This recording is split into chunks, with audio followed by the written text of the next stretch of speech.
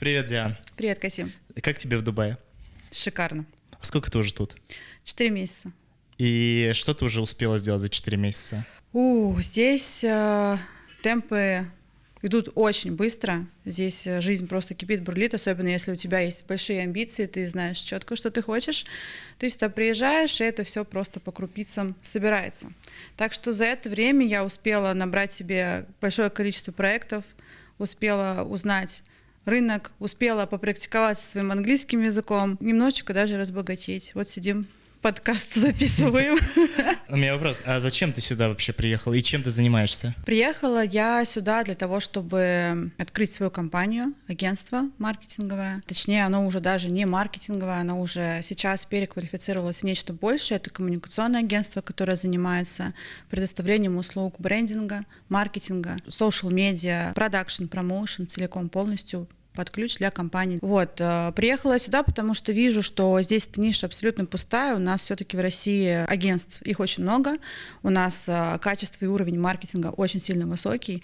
И, соответственно, здесь Дубай, каким бы он лакшери ни казался, каким бы он ни казался вкусным на эту упаковку, внутри его содержание, оно пока что еще не особо доработанное, по крайней мере, до нашего уровня. Это вообще очень далеко. Как давно у тебя уже агентство? Я работаю в данной области уже более 10 лет. Все начиналось с работы аналитиком в маркетинговом агентстве. Была блогерская карьера, это был такой некий фриланс, где я раскачивала собственный личный бренд.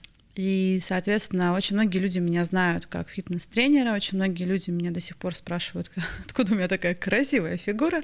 Обойду твой вопрос сразу. Но, тем не менее, спустя какое-то время я поняла, что я уже выросла за рамки своего блога и должна помогать другим людям делать то же самое, делать свои бренды, помогать позиционировать компании во внешнем контуре и делать это через social медиа. Я помогала своим друзьям, которые говорили, я там запускаю линейку одежды, Диана, как снять классный видеоролик, как запустить ТикТок, как сделать Инстаграм. Я всем помогала, рекомендовала, и дальше я просто устала это делать своими ручками. Поняла, что мне нужна команда, и придумала некую концепцию своего агентства, где я подбираю индивидуально под каждого клиента команду из подрядчиков, из креаторов, которые помогают толкать бренд на рынок, его популяризировать, масштабировать и вообще преподносить людям. То есть тебе пришла идея открыть агентство после того, как ты поняла, что твоим друзьям нужна в этом помощь? То есть ты увидела потребность у людей? Конечно, да, я увидела потребность, я увидела, конечно же, свой профессионализм. Меня люди ценят за то, что я структурная, у меня все по полочкам, я понимаю, что зачем должно идти, и, в принципе, у меня довольно-таки масштабное мышление, я понимаю, что необходимо для того, чтобы компания охватить полностью рынок. То есть мы не говорим сейчас о каком-то маленьком бизнесе. У меня есть четкое понимание, что каналы внешних коммуникаций — это тот самый главный инструмент, который позволит человеку достичь абсолютно любых размеров, любых масштабов. И очень многое начинается с social медиа, то есть я проходила этот путь, у меня был там грандиозный этот ТикТок из 500 тысяч подписчиков, и для этого просто необходимо делать информативный контент, красивый контент, делать это регулярно и со временем, то есть ты достигаешь какой-то популярности в определенной нише и тех или иных результатов. А с каким сегментом ты работаешь? Кто мои клиенты? Мои клиенты на самом деле очень все разные, то есть мне работать интересно, в принципе, со всеми нишами, но главное, чтобы у этой ниши были деньги. Объясню почему. Если мы говорим о каких-то стартапах, большое количество заказчиков, у которых маленький бюджет, но у них очень большие амбиции. А маленький сколько, извини, что перевел? Не знаю, они там, 50 тысяч рублей готовы заплатить бренд-менеджеру. 50 тысяч? Бренд-менеджер, он стоит минимум 200, это если в среднем мы берем по рынку России. Такие низкие ценники, это невозможно на самом деле найти хороших, классных специалистов, которые могут сделать ту работу, которую не ожидают на том уровне качества. И, соответственно, в моей концепции, в моей голове фокус держится исключительно на людей с большим бэкграундом, с большим опытом, с классными наработками, с классными кейсами. Если мы говорим про видеокреаторов, это не просто люди, которые могут пользоваться там айфоном 14 и делать съемку, это люди с аппаратурой, это люди с дронами, это люди, которые могут сделать очень качественные видеоролики высокого уровня для очень крупных мировых брендов. То То есть если мы видим, к примеру, какую-то рекламу iPhone или еще что-то, предметную съемку прям высокого качества, вот такие видеооператоры, они в моем агентстве. А сколько у тебя человек в команде? Моя команда, она на самом деле представляет собой не какой-то определенный пул сотрудников, это скорее о подрядчиках. Почему? Потому что у каждого заказчика, у каждого вообще бренда есть свой стиль подачи, свой характер. И зачастую творческие люди, они могут не считывать, делать что-то по-своему, и вкусы заказчика и исполнителя могут расходиться. Поэтому если у меня будет какой-то пул определенных сотрудников, то для какого-то заказчика этот дизайнер будет просто идеально выполнять свою работу, а для какого-то заказчика он просто скажет, типа, камон, что это такое, давайте раз переделать, два переделать, три переделать. И в итоге дизайнер будет просто максимально демотивирован. Заказчик будет недоволен, и получится черти что. Поэтому в моей команде сейчас команде более 100 человек, то есть это большой, огромный список различных подрядчиков, которые находятся в абсолютно разных странах мира, которые занимаются совершенно разными вещами. Мы собрали портфолио всех, и когда мы общаемся с каждым клиентом, мы его брифуем в первую очередь и даем каждому исполнителю тестовое задание для того, чтобы посмотреть, как он с ним справится. И тот человек, который наиболее всего подходит этому заказчику, мы его, соответственно, берем в команду. Поэтому команда большая. Это подрядчики или они in-house у тебя? Есть некоторые люди, которые на регулярной основе привлекаются. Они просто такие очень гибкие. Но в основном, да, это подрядчики. Угу. Ты упомянула о том, что у тебя было 500 тысяч подписчиков в ТикТоке. А чем ты занималась?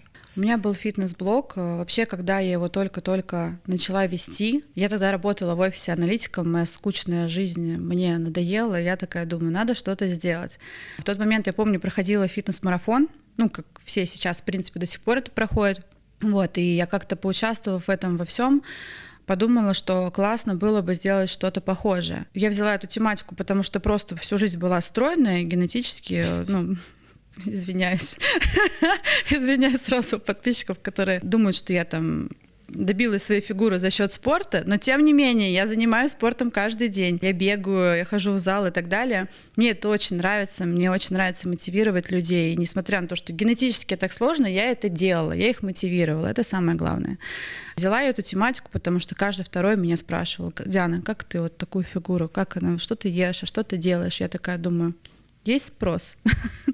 Надо делать, надо показать, а как вообще можно этого достичь. Ну и, соответственно, я вела какие-то информационные блоки, рассказывая про правильное питание. Я отучилась на нутрициолога, я отучилась на диетолога, я отучилась на фитнес-тренера, я записывала тренировки, создавала онлайн-марафоны, онлайн-курсы. Органическим путем я просто привлекла такое количество подписчиков. Это причем было сразу. В ТикТоке я была первым фитнес-блогером. Даже те крупные конкурентов нет, но те люди, которые в схожей нише уже давно были в Инстаграме и были довольно-таки популярны, я уже через ТикТок их обошла. С ТикТока плавно все шло в Инстаграм, и в целом классно было получить за сутки 10 тысяч подписчиков на канал YouTube.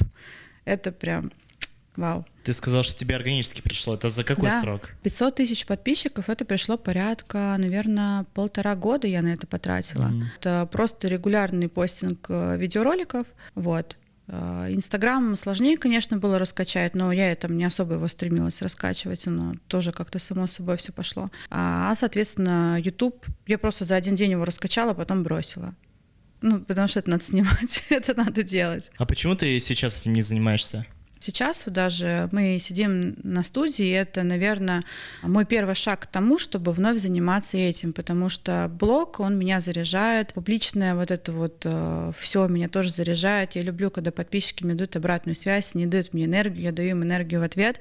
И это очень круто на самом деле, учить людей, передавать свой опыт, это очень много значит на самом деле для меня. И все это время я была в таком затишье, потому что по фитнесу мне уже людям нечего сказать, я в целом не хочу себя позиционировать как фитнес-тренер, потому что я им не являюсь. Это была просто тематика моего блога. Я всю жизнь являлась человеком медийным, человеком со знанием маркетинга, со знанием того, как правильно позиционировать бренды на рынке. Я эти знания просто укрепила за счет своего экспириенса, за счет своего опыта, за счет обучения, которое я неоднократно прохожу. И сейчас я готова вещать в массы всю эту тему, соответственно, учить людей, как правильно делать те или иные вещи для того, чтобы они были успешными как в развитии личного бренда, так и в в развитии бренда компании. Я, кстати, одну вещь заметил. У тебя есть такая способность, что ты понимаешь, что людям нужно.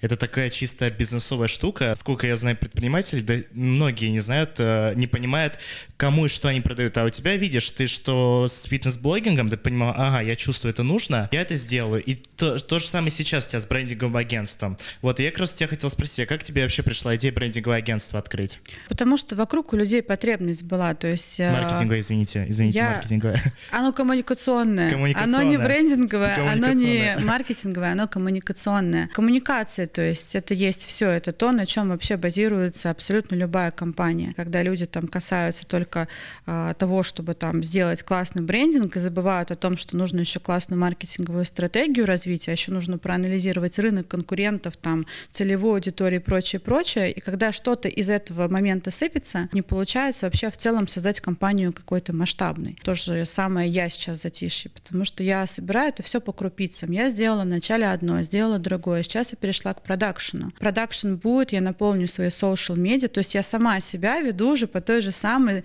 структуре и стратегии, как я делаю для компании. Я знаю, что четко вот эта вот формула, она работает, потому что я испробовала это на себе, потому что я пробовала это на моих клиентах, и это работает. Вот, почему как бы это агентство открывается, потому что есть потребность в том, что люди хотят получить результат. Что есть результат? Это когда ты работаешь в комплексе, не когда ты что-то выполнил. И именно это я даю под ключ. То есть люди должны заниматься просто своим бизнесом. Они должны вот мне сказать: Диана, мы не знаем, что делать. У нас вот есть SMM-менеджер, и все. Инстаграм ведем. А я уже как бы более глубоко делаю анализ, понимаю, чего, куда, зачем, какие цвета должны быть у бренда, какие должны быть формы, какие должны быть шрифты, что это должен создать дизайнер, который четко чувствует этот бренд. Не просто какой-то там за 30 тысяч, потому что у них такой бюджет, а тот, который им нужен. То есть очень важно найти все эти связки и связать людей грамотно, правильно, чтобы они разговаривали на одном языке. Это моя самая главная задача.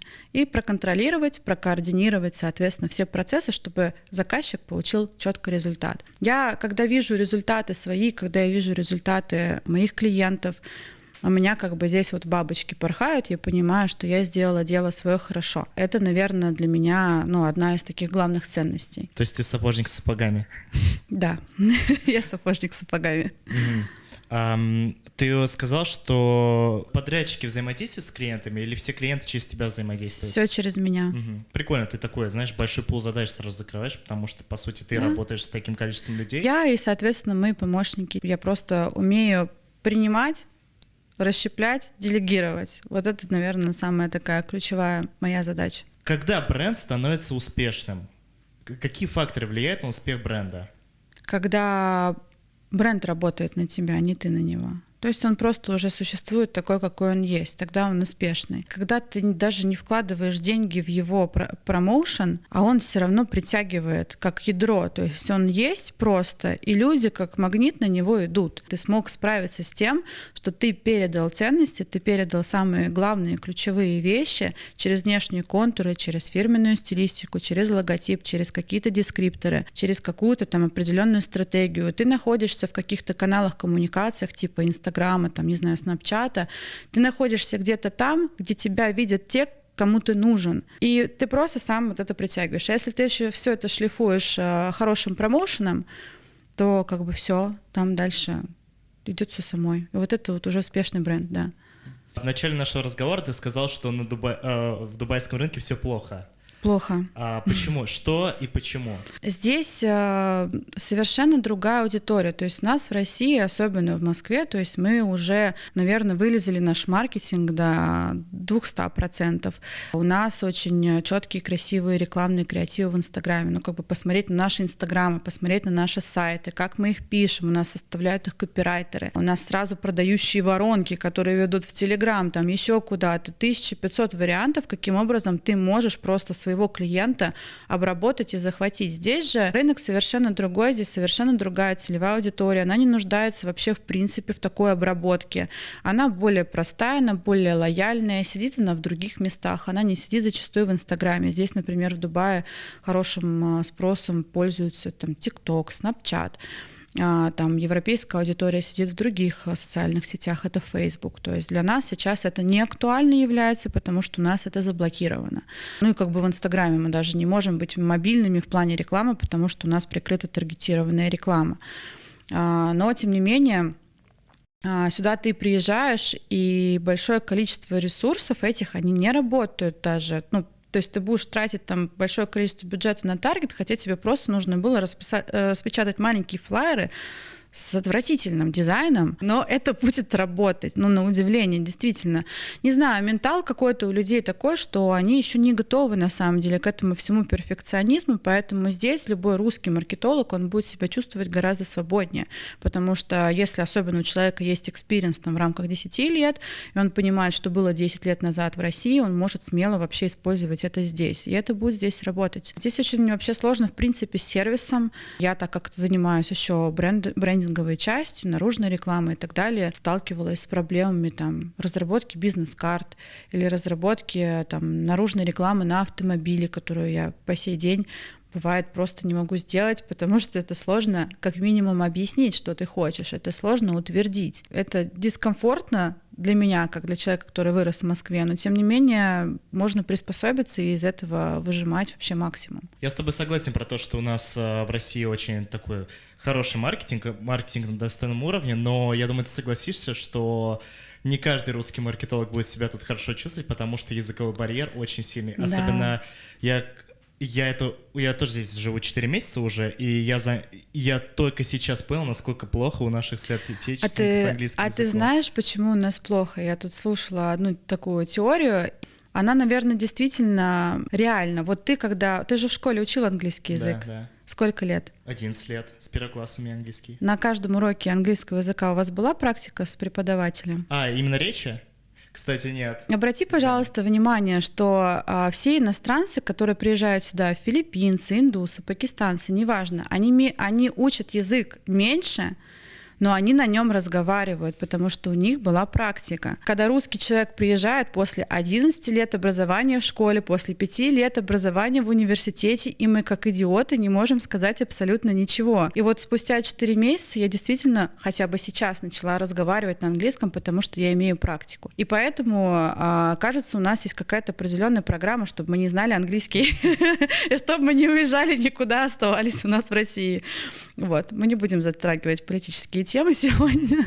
Давай, знаешь, не политические темы, давай обсудим тебя. Что тебя заряжает? Что тебя вдохновляет? Вдохновляет меня, наверное, все-таки свобода, потому что свобода в действиях, свобода в жизни, свобода выбирать. Я выбрала для себя место, которое сейчас считаю комфортным, в котором я свободно себя ощущаю, я могу производить свою деятельность, я могу делать вообще, в принципе, то, что я хочу делать. И у меня не скованы руки абсолютно ни в чем. То есть я очень люблю social-медиа, масс-медиа, мне прям это нравится, меня это драйвит. Я люблю внедряться в какую-то суть и вытаскивать ее наружу, и помогать людям ее увидеть через видеоконтент, через текст, через дизайны, через формы, через что-то такое визуальное. И мне нравится это передавать аудитории. В России, когда я придумала эту концепцию агентства с индивидуальным формированием команды и так далее, я понимала, что у меня руки завязаны, не могу ни ТикТок вести, ни Инстаграм делать, ни таргет запускать. То есть, очень сложно стало.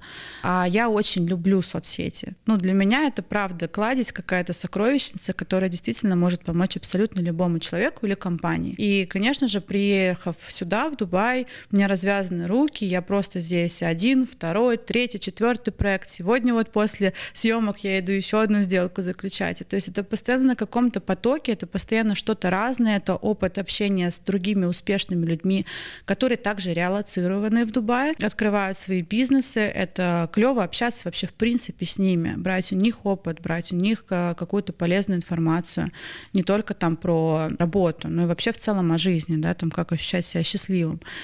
И это здорово, это меня реально вдохновляет. А что ты любишь в социальных сетях? Это как инструмент, знаешь, для меня вообще всегда визуальная идентика, она как инструмент помогала почувствовать вообще человека или компанию. Когда что-то смотрю или когда я слышу музыку, у меня сразу какой-то ряд картинок, и они мне прям в душу западают, мне сразу интересно, а про что это, а куда это, а я хочу это купить, я хочу стать частью этого или нет. Социальные сети — это не про лайки, это про про то, чтобы показать, что у тебя внутри. Вот. И, конечно, какие-то люди, возможно, используют социальные сети, чтобы потешить свое самолюбие, но это я не отношусь к Инстаграму как к основному там инструменту для этого. Для меня в первую очередь Инстаграм — это рабочая площадка все-таки. Это такой некий маркетплейс, где ты можешь познакомиться с брендом изнутри, вживую, посмотреть его, пощупать, почувствовать. Это, знаешь, есть такой мем: девочка сидит в Инстаграме, женщина зарабатывает на Инстаграме. Да. Успешная женщина зарабатывает на Инстаграме. Это я. Вот, у меня вопрос про заработок. Как тебе комфортно здесь жить в плане заработка? Да, очень комфортно. Пацанам. На самом деле большое количество людей приезжают сюда и говорят, что Дубай — это очень дорогое место, но вообще совершенно не согласна, потому что если вы, конечно же, получаете заработную плату в рублях и здесь конвертируете это все дело в валюту, это будет, естественно, дорого. Но если ты получаешь здесь заработную плату в дирхамах, в пропорциональном соотношении здесь такая же жизнь, как и в Москве. То есть ты вот получаешь 200 тысяч, там 30% у тебя, к примеру, уходит на квартиру, то здесь ты получаешь 500 тысяч, но все равно у тебя 30% уходит на квартиру. Да, эта квартира дороже в сравнении, но в пропорциональном отношении это будет абсолютно то же самое. Поэтому я чувствую себя здесь совершенно комфортно, совершенно свободно. Мне очень нравится, что я имею возможность здесь тратить деньги еще и с кайфом. Это там сходить на пляжик, почилить, на вейксерфе покататься. То есть для меня вообще Дубай — это что-то такое между Москвой и Сочи. Москва — это такой драйвовый, энергичный город, где ты постоянно работаешь. Вот. А Сочи — это такой вайб с морюшком, да, там поездить, солнце, классно. Здесь вот ты можешь найти и то, и то. Что больше приносит денег, фитнес или агентство? Фитнес-блогинг или агентство? Конечно, то, чем я сейчас занимаюсь. То есть ты сейчас зарабатываешь больше, чем на фитнес-блогинге? Вот на текущий момент теперь да. Да. Месяц назад было не так. Интересно.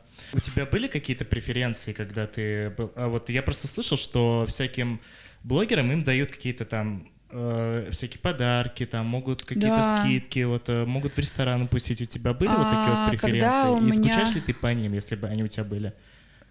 Я хочу так сказать, что прикольно, конечно, было, но это все равно больше такая детская история, когда мне дарили там магнитики из ТикТока и наклейки на MacBook. Ну, камон, мне лучше как бы деньги хорошие, большие от бизнеса, чем вот это все. Но для того времени, когда я только, считай, начинала, это было классно. В какой-то момент, я помню, посещала маникюрный салон, и мне платили за то, что мне делали маникюр с педикюром. Это да, это было классно, кайфово. Но когда ты блогер, ты не можешь выбирать слишком свободно. Ты ограничен в своем выборе. Когда есть деньги, это эквивалент, который ты можешь потратить на абсолютно все, что ты хочешь. Когда ты блогер, и у тебя денег там не так много, тебе просто какой-то ограниченный пул салонов, например, предлагают услуги, ты выбираешь из них, а ты хочешь, вон в тот. Но тем не менее, все равно, когда я была блогером, я и в Black Star Fitness бесплатно ходила, там и в рестораны, и одежда была, и с классными брендами сотрудничала, и бартерные условия были, и мероприятия, и что только не было. Много всего было, это было классно. А вот у меня вопрос такой, а может ли начинающий предприниматель заработать 1 000 000 рублей на маркетинге? Да, конечно, почему нет? Ну, это такой вопрос, да, мне интересно стало. Вопрос такой, у нас, кстати, осталось немного времени, я хочу тебя спросить про личную жизнь. Давай. Ходишь на свидание? Нет, не хожу на свидание. А давно ты была на свидании? У меня был роман в первый месяц, когда я приехала в Дубай, но это было там порядка 2 недель, и все. Потом дальше я просто окунулась в омут работы. И на самом деле здесь просто такая жизнь бурлящая, активная. Не хочу сказать, что вообще, в принципе, Дубай, что здесь люди есть для каких-то серьезных отношений. По крайней мере, мне такие люди не встречались. Здесь либо приезжают туристы, которые просто там, ну, по фану, покатались и так далее, либо это люди, которые здесь заняты своим делом. И я в том числе, то есть у меня день начинается с 5 утра, это или 6, или 7, ну, до 9 я 100% как бы встаю. И это аффирмации, медитации, это пробежка, это завтрак в месте, которое меня вдохновляет, это всегда, это 100%. Дальше там сборы и поехать, соответственно, по делам. И эти дела, они могут иногда, бывает, длиться до бесконечности. То есть у меня первые месяца бывало такое, что я работала и в субботу, и в воскресенье, и в 2 часа ночи, и в 4 утра я сидела, делала презентацию. То есть никто не говорит о том, что здесь очень легко. Для того, чтобы достичь чего-то, нужно, конечно же, работать. Ну, у кого-то бывает, конечно, все легче, но это не про меня. Так вот, на свидании не была давно, да, некогда. А тебе вообще получается совмещать работу с личной жизнью? Ну вот нет. Ага. Пока что нет. Надеюсь, что когда-нибудь у меня этот навык появится. Кстати, я слышу, что Тим Кук тоже в 5 утра встает. Я сегодня смотрела видео, что у многих успешных людей день начинается с 5 утра, потому что именно вот этот временной промежуток, 2, 3, 4 часа, до тех пор, пока все не проснулись и тебя не дергают, ты можешь это время потратить на себя. И это действительно очень комфортно. Я если встаю в 5 утра, то я могу спокойнее гораздо медитировать и аффирмировать, потому что я точно знаю, что мне в это время никто не напишет, все дрыхнут, и я могу заняться спокойно всеми своими вещами, которые мне нравятся. Скажи свои 3 главные ценности. Люди — это свобода, это любовь. Угу. И вот какие бы ты советы дала вот людям, которые посмотрят это интервью? Такую вот, знаешь, мотивационную речь, какую ты бы Практикуйте сказала? английский. Практикуйте английский. Не, на самом деле, мотивационная такая речь, наверное, будет заключаться в том, чтобы каждый человек нашел в себе силы устранить в своей жизни то, что он вот здесь вот в душе не выбирает, выбрал то, что действительно его зажигает, чем он горит, смог это все внедрить в свою жизнь, потому что это, наверное, самое сложное. Очень многие люди всегда сидят, и они понимают, что они хотят куда-то двигаться, они хотят двигаться с мертвой точки, но они не могут понять, как это сделать. На самом деле делается все очень легко, по алгоритмам это ты устраняешь лишнее, ты вводишь то, что тебе приносит баланс. И у меня, например, такая определенная своя методология сложилась. Я нигде ей не обучалась, нигде об этом не читала. Я, если там чувствую, что нахожусь в каком-то дисбалансе, я делаю очень просто. Я выписываю на листок 2 колонки, те вещи, которые меня демотивируют, которые вытаскивают из меня энергию. Например, там негативные люди, это там алкоголь, сигареты, электронки, я не знаю, какой-то стресс, какая-то работа, лишний проект, лишние коммуникации. Я это просто все выписываю. В правой колонке выписываю то, что меня действительно заряжает. Это там побегать, это правильное питание, это там танцы периодически, общение там с определенными людьми.